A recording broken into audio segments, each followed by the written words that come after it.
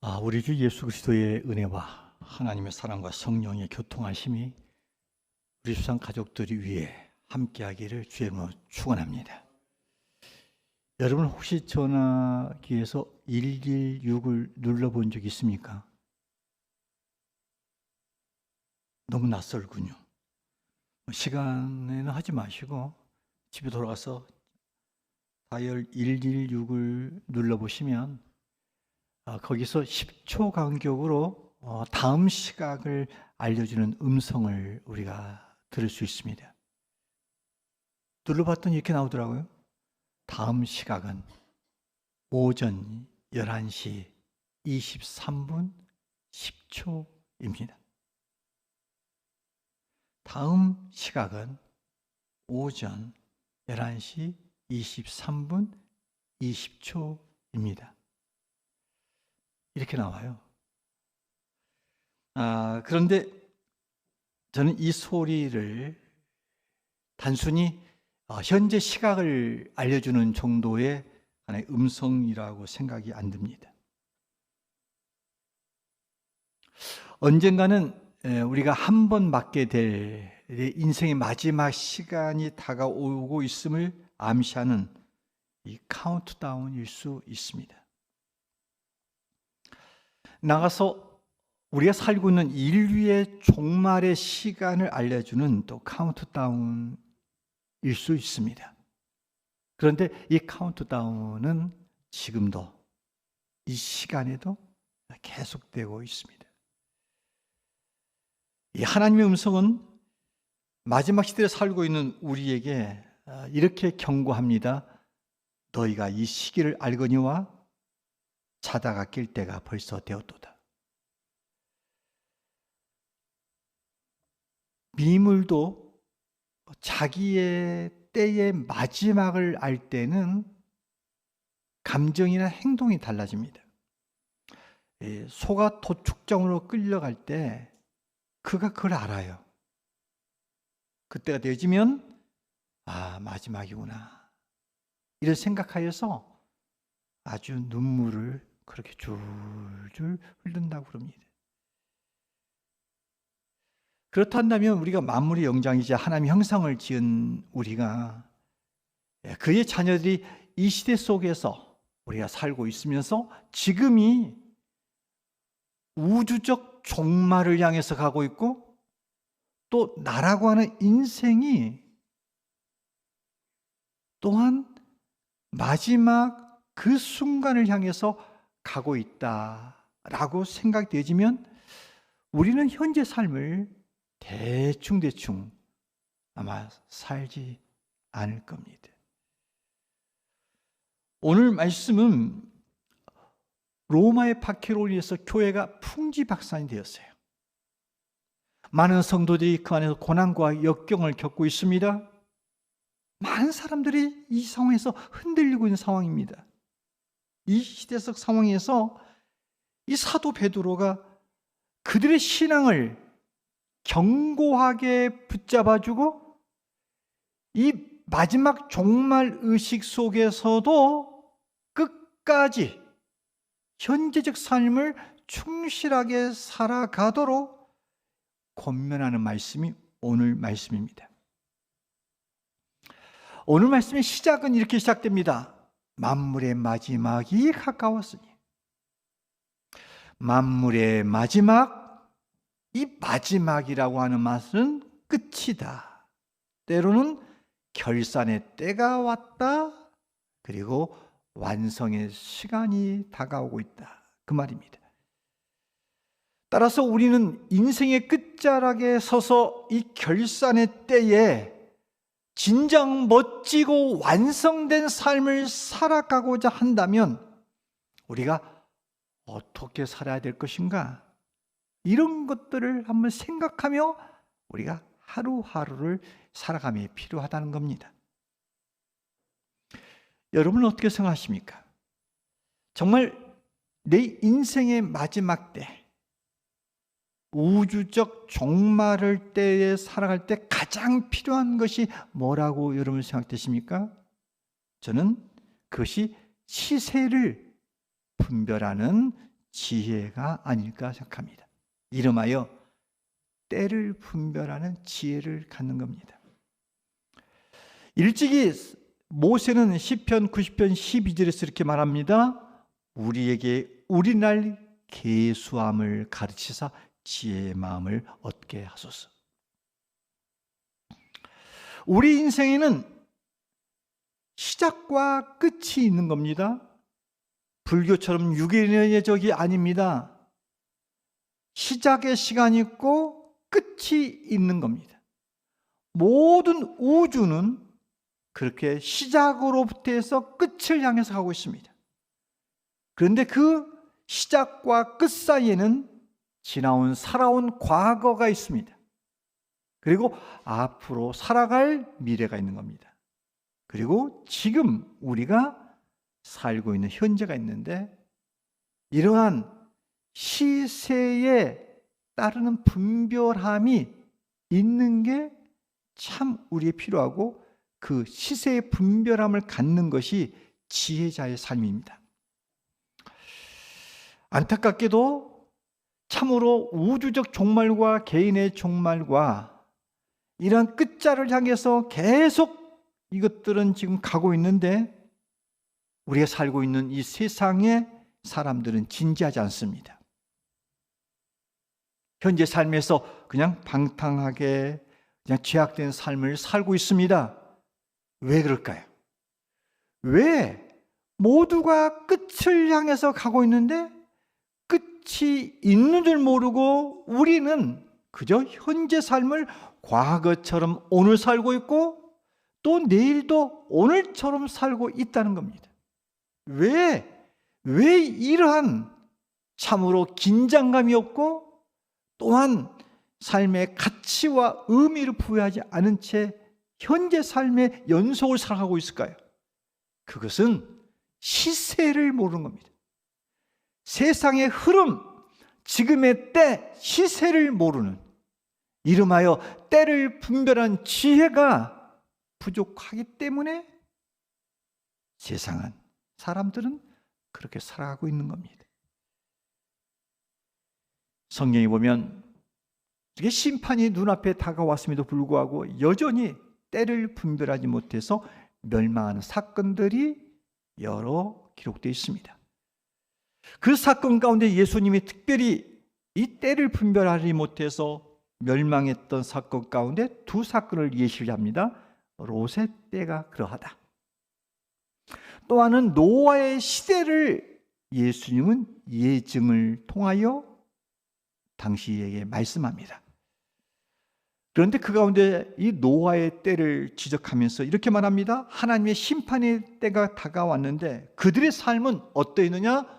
먹고 마시고 시집가고 장가갔다. 이렇게 기록되어 있습니다. 여러분, 먹고 마시고 시집가고 장가가는 게 이게 뭐가 문제됩니까? 이것은 선조로부터 인류 역사로부터 이게 계속 되어 왔던 삶입니다. 그런데 성경은 이것이 문제라는 겁니다. 이 말은 일상이 문제가 아니라 단지 먹고 마시고 시집가고 장가는 현세적 삶에 집중했다는 겁니다.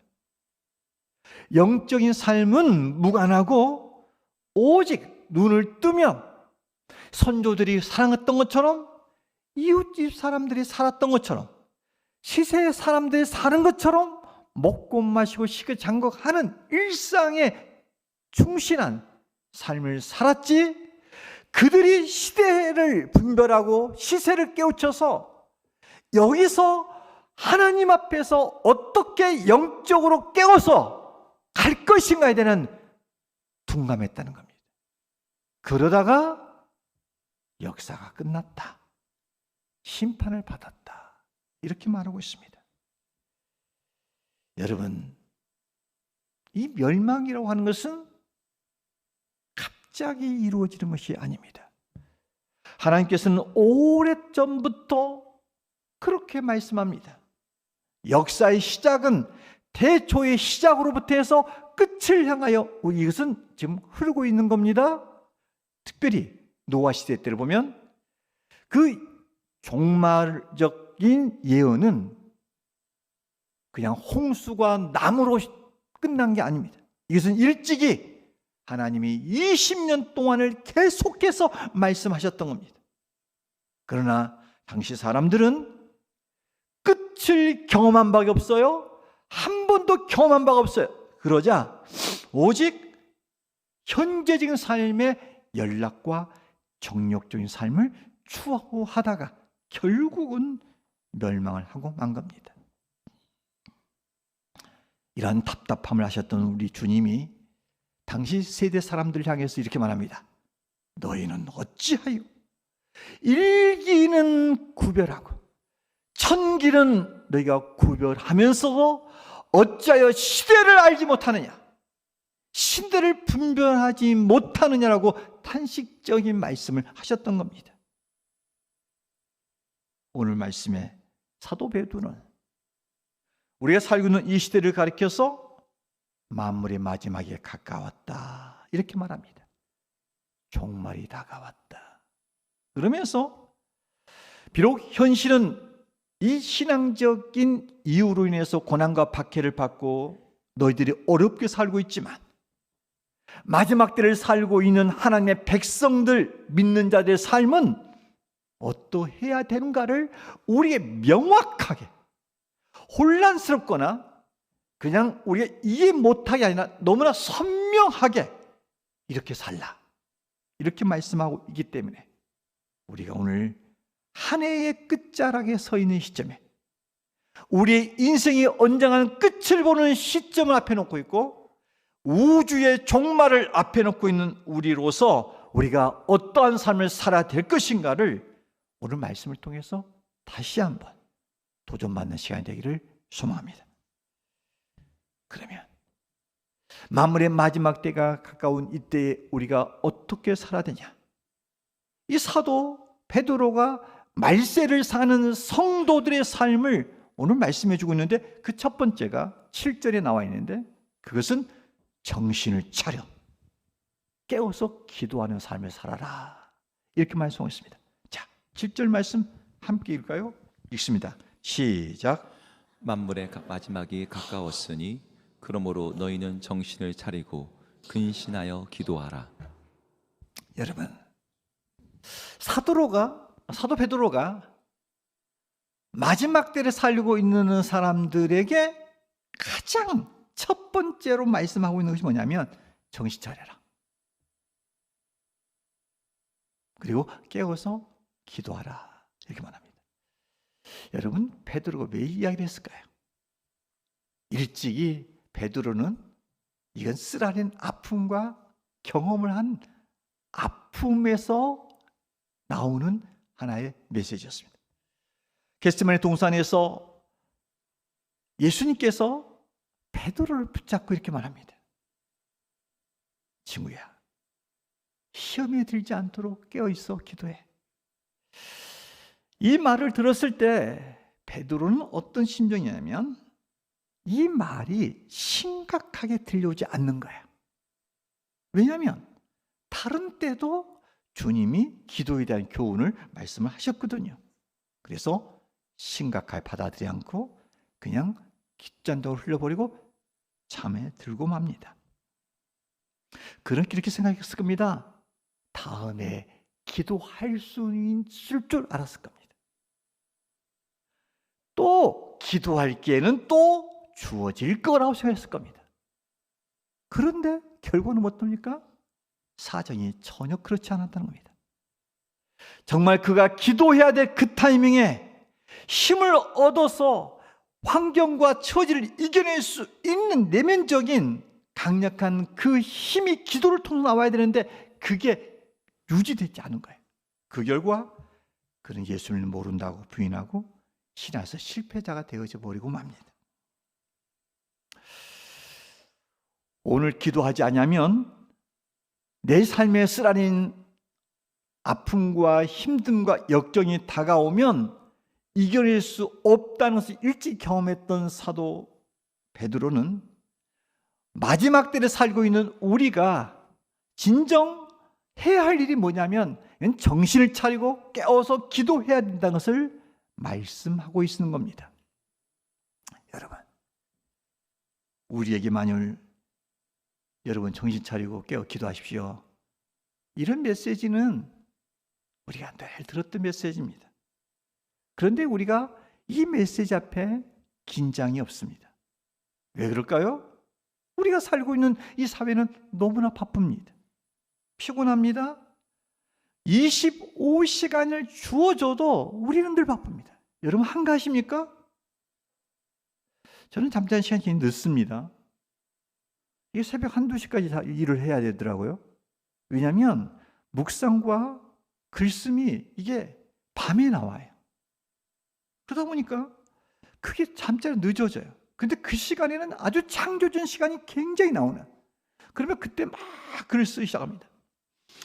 그런데 저뿐 아니라 여러분들도 각자 삶 속에서 그 시간이 늘 쫓길 겁니다. 왜 이렇게 시간이 없나 이런 생각을 하게 될 겁니다.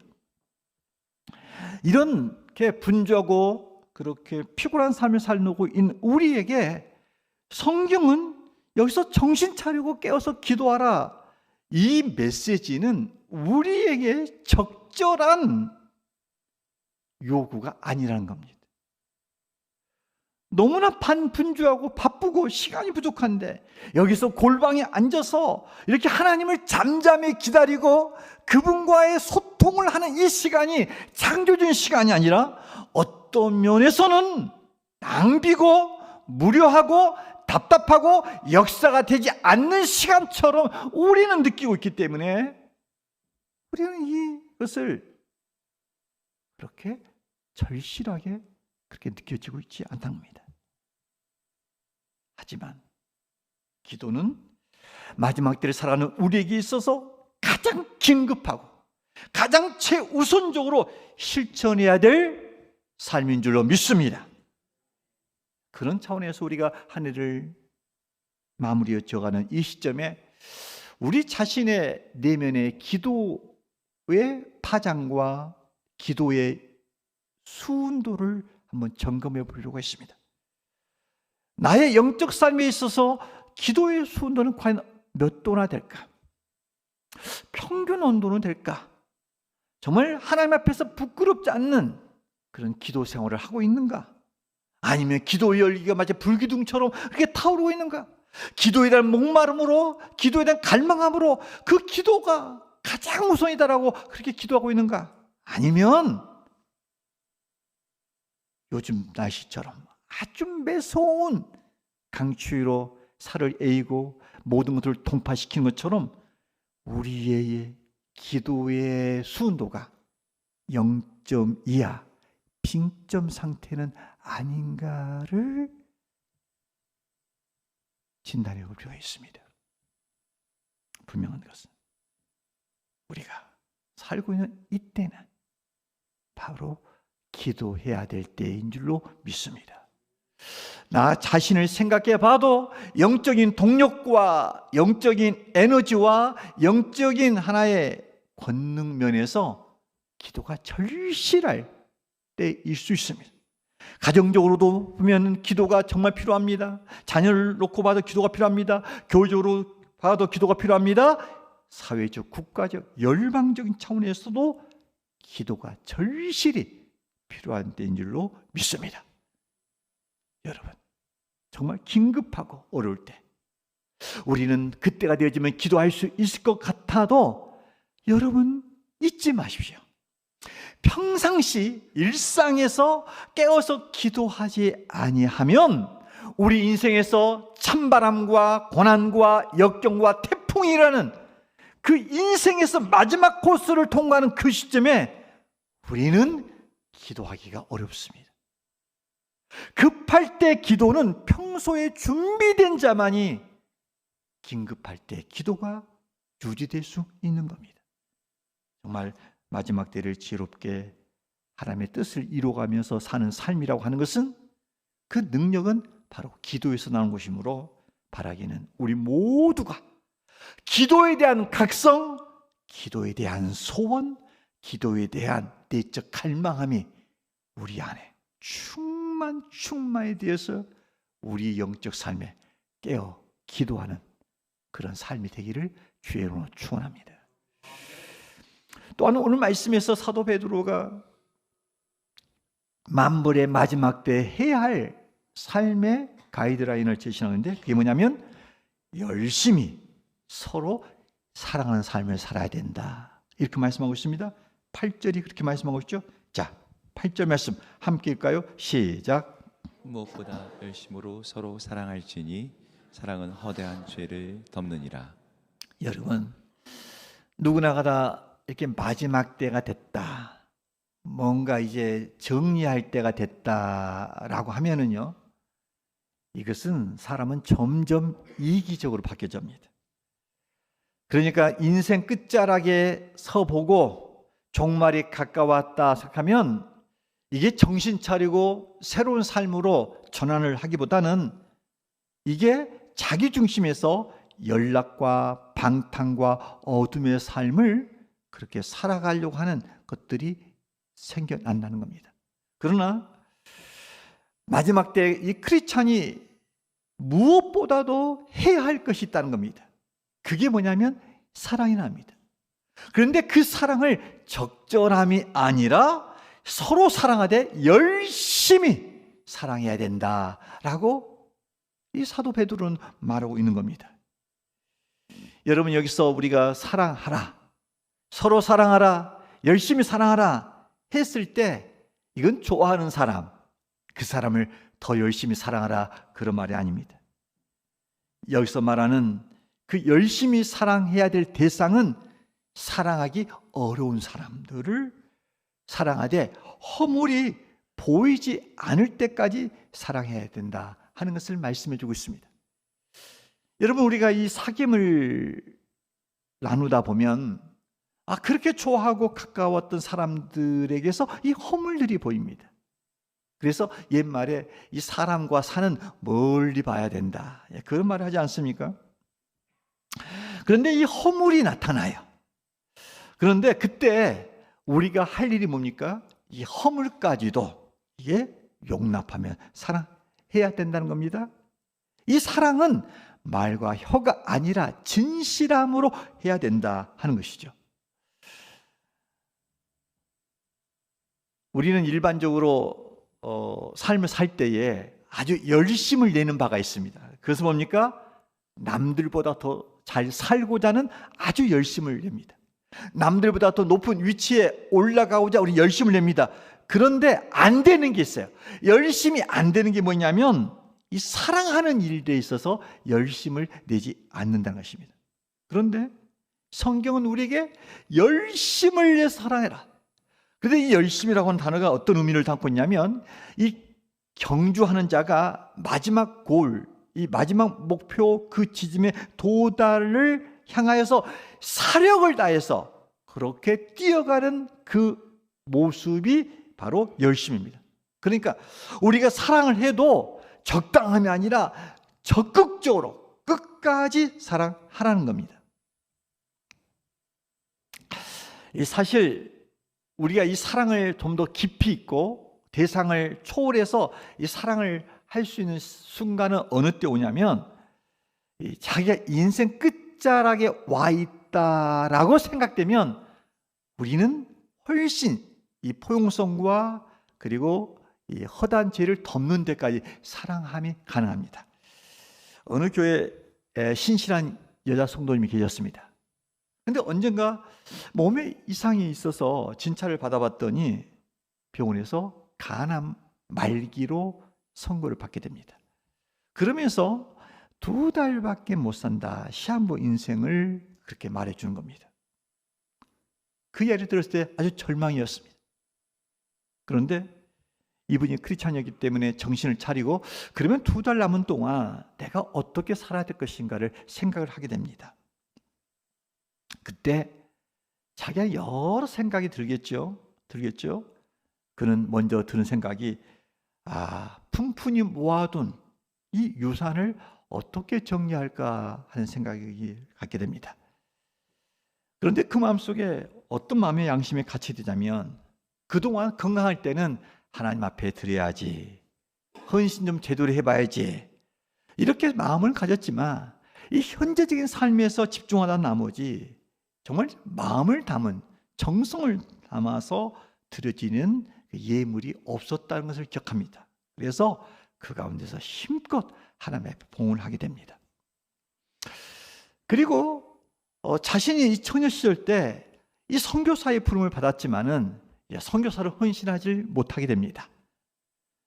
그러면서 그는 내가 나중에 돈을 벌게 되지만 이 보내는 선교사로서 내가 제대로 살아야겠다라고 생각을 하고 있었는데, 자기 생명이 이제 얼마 남지 않는 것을 알고 그 생각이 드니까 자기와 관계를 맺고 있었고 기도의 후원자로 있었던 그 선교사에게 이제 얼마간에 이렇게 마음을 담은 선교일을 보내게 됩니다. 그리고 그는 매일매일 성경을 읽어가면서 자녀들에게 유서를 써가기를 시작합니다.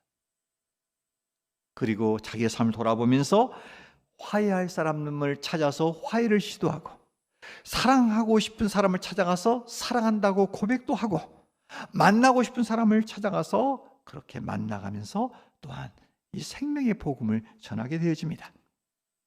이렇게 참으로 의미 있고 가치 있는 삶을 살아가는데 이게 2달이 후딱 지나가게 됩니다.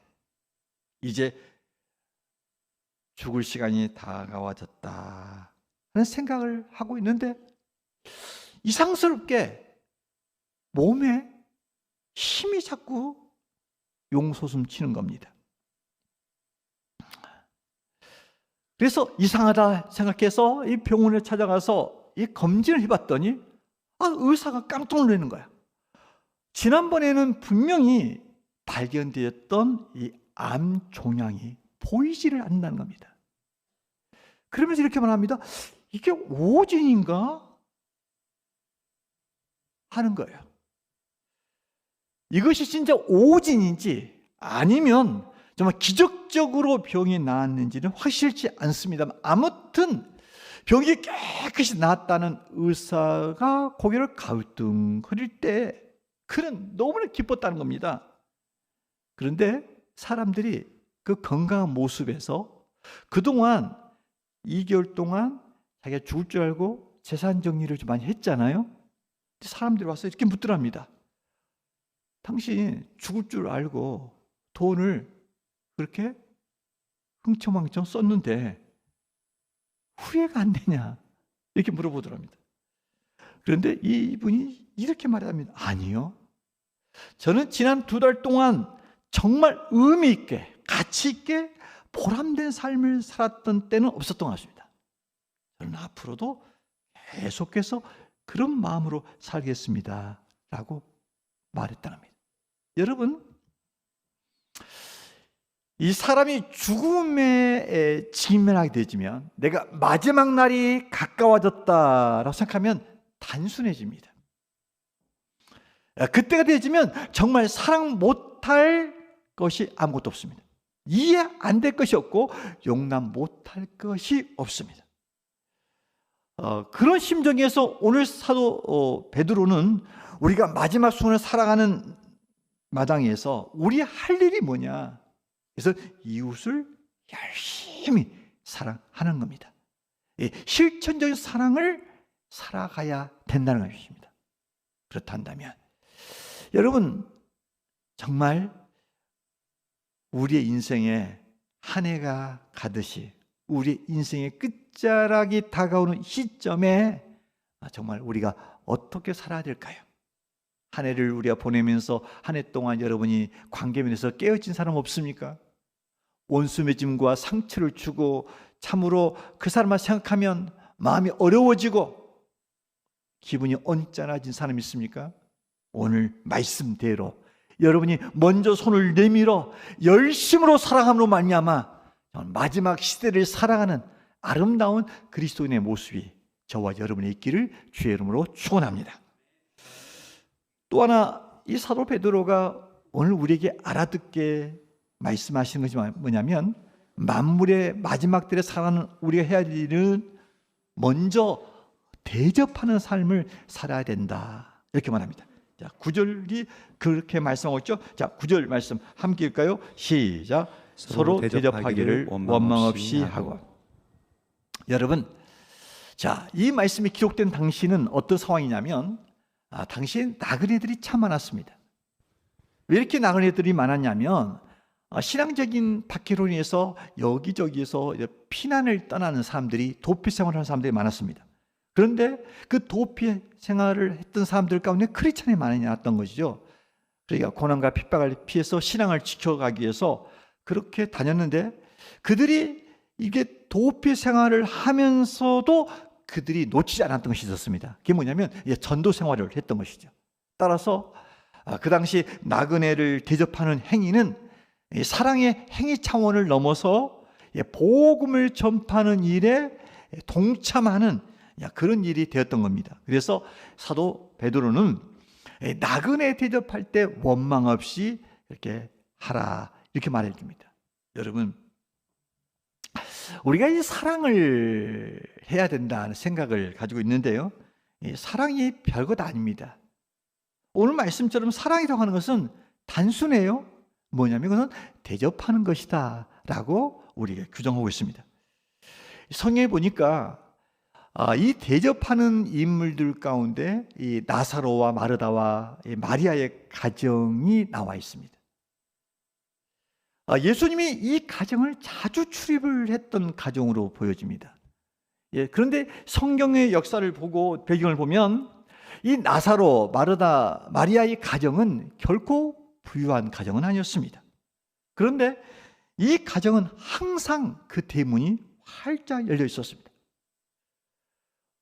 우리 주님이 수시로 이 집을 방문할 때 성경 어디에도 예수님 꼭 오실 때 연락을 좀 하고 오세요, 이런 기록이 없어요. 여러분 성경에 써 있나요? 내 성경에 없어요. 무슨 말이냐면 예수님이 예고 없이도 여러 사람들과 함께 가도 이 집안은 늘 대문이 활짝 열려 있었다는 겁니다. 여러분, 이 대접이라고 하는 것은 그 사람을 영접하는 것입니다. 그 사람을 향해서 마음의 문을 열고 환대하는 것, 이게 바로 대접의 의미입니다. 근데 성경에는 우리에게 이 손 대접하기를 힘쓰라 이렇게 말합니다. 이 초대교회 성도들에게 있어서 아름다운 모습 가운데 하나는 뭐냐면 이 손 대접하는 것을 일상화되었다는 겁니다. 그런데 여기서 손 대접하는 데 있어서 그 대상이 누구냐가 문제입니다. 이 환영을 받을 만한 이 귀빈들을 가리키고 있지 않다는 겁니다. 여기서 손 대접이란, 손이란 정말 보답할 수 없는 손님들, 오갈 데 없는 나그네 같은 존재들, 이런 존재들을 이렇게 대접하라, 이렇게 성경은 말하고 있는 겁니다. 성경에 보면 이 대접을 잘하는 사람과 또 대접을 하지 못해서 칭찬과 책망을 받는 사람이 나와 있죠. 자, 거기 보면 요한 3서에 보면 두 인물이 나옵니다. 하나 인물이 누굽니까? 그는 가이오라고 하는 장로입니다. 또 하나는 누굽니까? 디오 드레베라고 하는 장로입니다. 이들은 교회 안에서 뭔가가 직분적으로 위치해 있었던 것 같습니다. 그런데 두 사람의 삶의 흥정이 달랐어요. 가이오는 나그네와 객을 아주 잘 영접했어요. 대접을 했어요. 그러자 사도 바울이 그 소식을 듣고 이렇게 말합니다. 너가 진리 안에서 행한다는 소식을 듣고 내가 기뻐한다. 말씀대로 살아간다는 소식을 듣고 복음을 전해줬던 사도 요한이 너무나 행복해합니다. 기뻐합니다. 그런데 이 사도 요한에게 근심을 주는 장로가 있었어요. 그 장로가 누구냐면 디오 드레베라는 장로였습니다. 근데 이 장로는 어떠냐면 뭔가 교회 안에서 말은 하고 권세를 내리고 있지만 그는 나그네와 손을 대접하지 않았던 거예요. 그뿐 아니라 다른 성도들이 그렇게 하는 것까지도 막았습니다. 여러분 그거 아시죠? 누군가가 그런 일을 잘 하면은 주변에서 어떤 사람 막는 사람이 있습니다. 그걸 왜 본인이 하려고 그러냐고. 교회 재정으로 하면 되지 왜 그걸 본인이 하려고 하냐고. 왜 그렇게 말할까요? 그것은 자기가 거기서 숨을 공간을 찾는 겁니다. 남이 나보다 못한 직분인 사람이 그래 하면 해야 될 것 같은 사람이 못하고 있는 것이 부끄러우니까 그것을 막는 일들이 있다는 겁니다. 이 디오트레베가 그런 거예요. 여러분, 우리가 한 해를 돌아보면서 그 교회, 그 가정과 한 개인의 그 사람의 평가는 무엇으로 평가될 수 있을까요? 오늘 말씀에 입각해서 보면 그 사람의 인간미, 사랑, 이것은 그 사람의 대접하는 손길을 보면 압니다. 저는 우리 교회가 지역사회로부터 진정 칭찬받는 교회가 되려면 해야 할 일이 뭘까요? 가장 작게는 교회 처음 오신 분들, 이런 분들을 따뜻하게 영접하는 겁니다. 교회가 커갈수록 많은 사람들이 오기 때문에 누가 왔다 갔는지를 잘 알 수가 없습니다. 그렇기 때문에 우리는 늘 눈을 한쪽만 고정하는 것이 아니라 사방을 두루 살펴서 누군가 좀 더 손을 내밀어주고 붙잡아주고 이러한 좀 더 따뜻하고 정감이 어리는 그 모습이 있어야 돼요. 현대인들은 지극히 이게 안 돼요. 교인들이 맨날 뒷모습만 보고 합니다. 뒷모습 보고 파마를 했네, 카트를 했네, 색깔이 무슨, 요것만 알고 가. 그 내면에서 이 사람의 형편과 처지와 참으로 어려움을 매만져주고 함께 이야기하는 이 친밀함이요 거의 없는 거예요. 여러분, 교회 안에서 직분자가 있습니다. 역할이 주었습니다. 셀리들을 시켜놨습니다. 그냥 어느 순간에 말만 가르친 게 아니라 돌아보는 겁니다. 서로 돌아보아 그런 연약한 자를 돌아보는 일들을 하라고 직분을 줬고 그 또한 책임자적인 위치에 준 겁니다. 그런 일들을 하는 것, 이게 바로 손을 대접하는 일들입니다.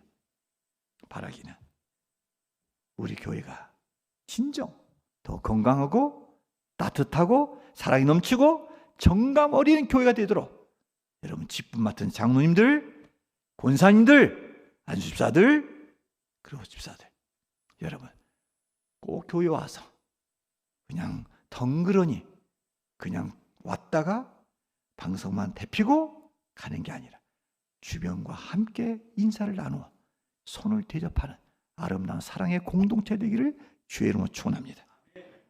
마지막으로 하나, 이 만물의 마지막 때가 되어지면 우리가 해야 할 일이 뭡니까? 이것은 은사를 받은 대로 선한 청지기같이 서로 봉사하라, 이런 겁니다. 10절 말씀입니다. 자, 10절 말씀 함께 읽습니다. 시작. 하나님의 각양 은혜를 맡은 선한 청지기 같이 서로 봉사하라. 여러분, 은사, 이게 은사가 뭡니까? 이것은 우리가 예수를 믿음으로 하나님께서 각 사람에게 값없이 주시는 영적인 선물입니다. 여러분, 이 은사는 모든 그리스도인들에게는 다 가지고 있습니다. 자, 그 은사가 보편적으로 이렇게 나타납니다. 좋아하는 것, 잘하는 것, 하고 싶은 것, 이 범주 안에서 거의 은사가 있고 재능이 있는 겁니다. 모든 사람이 은사를 가졌는데 이것이 발견되지 않거나 아니면 이것이 개발되지 않아서 내가 은사가 없는 것처럼 느껴지지, 모든 사람은 좋아하는 것이 있습니다. 잘하는 것이 있습니다. 하고 싶은 것이 있습니다. 그 안에서 하면 됩니다.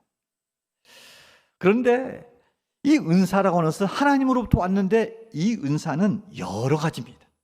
이게 다양하다는 겁니다. 그리고 이 은사에는 우열이 없습니다. 높고 낮음이 없습니다. 앞서거니 뒤서거니 없습니다. 그러기에 은사를 가지고 비교를 할 수 없습니다. 모든 은사는 다 성령 안에서 동일합니다. 그러기에 이렇게 우리가 비교를 통해서 열등감을 가질 수도 없고, 때로는 비교를 통해서 내 은사가 탁월한 것처럼 잘난 척해서도 안 됩니다. 반대로 왜 내게는 저런 은사가 없을까라고 불평하거나 비교하거나 그냥 기가 죽을 필요가 없습니다. 그리고 이 은사라고 하는 것은 하나님으로부터 받은 겁니다. 이것은 우리 안에 장식품이 아닙니다. 우리의 훈장이 아닙니다. 이것은 주의 나라를 위하여 사용하는 도구입니다. 그렇기 때문에 묻어둘 수가 없습니다. 이것은 자기 유익과 자랑을 위해서 사용해서도 안 됩니다. 은사는 오직 두 가지 목적으로만 써야 됩니다. 그 첫째는 뭐냐면 주님의 몸된 교회를 위해 써야 됩니다. 교회가 유익된다 그런다면 기꺼이 내 은사를 동원해서, 재능을 동원해서 하나님을 섬겨야 되고 교회를 섬겨야 됩니다. 더 나아가서 다른 사람을 섬기는 겁니다. 그런데 우리가 어떤 자세로 섬겨야 되냐? 10절은 이렇게 말씀하고 있습니다. 10절 말씀 함께 읽습니다. 시작. 각각 은사를 받은 대로 하나님의 여러 가지 은혜를 받은 선한 청지기같이 서로 봉사해야 된다. 여러분 우리 모두가 다 은사를 가졌습니다. 자, 그런데 여러분이 정말 내가 과연 선한 청지기처럼 봉사하고 있습니까? 여러분, 우리가 연말 되어지면 이 진단을 꼭 해야 됩니다. 하나님께 나에게 그 은사를 주었는데, 많은 것을 맡겨주셨는데, 이것을 가지고 주를 위해서 그리고 다른 사람을 위해서 얼마만큼이나 섬겨 살아왔는가를 정직하게 진단합니다. 그런데 그 은사는 선한 청지기처럼 해라. 그러니까 그 마음속에 오직 주가 주신 목적대로 써야 된다. 청지기는 제 마음대로 써서는 안 됩니다. 맡기신 분의 뜻대로만 사용해야 됩니다. 그리고 은사를 가진 자가 구해야 되는 충성입니다. 충성된 청지기로 살아가야 됩니다. 11절에 보면 우리가 충성된 그러한 형태가 이렇게 나와 있습니다. 함께 읽을까요? 시작. 만일 누가 말하려면 시작. 만일 누가 말하려면 하나님의 말씀을 하는 것 같이 하고 누가 봉사하려면 하나님의 공급하시는 힘으로 하는 것 같이 하라. 이는 범사에 예수 그리스도로 말미암아 하나님이 영광을 받으시게 하려 함이니 그에게 영광과 권능이 세세에 무궁토록 있느니라. 아멘. 아멘. 여러분 은사를 가지고 일할 때 결코 어떻게 합니까? 자기를 드러내서는 안 된다. 오직 하나님이 공급하신 힘으로 하는 것처럼 정말 주가 주신 힘으로, 주가 주신 은사로 내가 했을 뿐이다 라고 그렇게 말하면서 봉사하라는 겁니다. 그런데 우리가 이렇게 섬김에 있어서 영역이 에베소서 4장 11절 12절을 보면 하나님의 은사적 차원이 직분을 통해서 또한 직임을 통해서도 허락하셨다는 것을 우리에게 말씀하고 있습니다. 자, 에베소서 4장 11절 12절 함께 읽습니다. 시작. 그가 어떤 사람은 사도로, 어떤 사람은 선지자로, 어떤 사람은 복음 전하는 자로, 어떤 사람은 목사와 교사로 삼으셨으니 이는 성도를 온전하게 하여 봉사의 일을 하게 하며 그리스도의 몸을 세우려 하심이라. 여러분 이 말씀 보십시오. 여기 보면 직분이 주어졌어요. 사도, 선지자, 복음 전하는 자, 목사와 교사. 이 밖에 많은 우리 안에서 그러한 직분이 주어졌습니다. 직책이 주어졌어요. 그런데 왜 그 직책을 줬느냐? 목적성이 있다는 겁니다. 그 다음 말씀 보세요. 이는 성도를 온전하게 하여 봉사의 일을 하게 하며 그리스도의 몸을 세우려 하십니다. 목적이 분명하죠? 왜 우리에게 직분을 줬냐? 직책이 주어졌냐? 직무가 줬느냐? 은사가 줬느냐?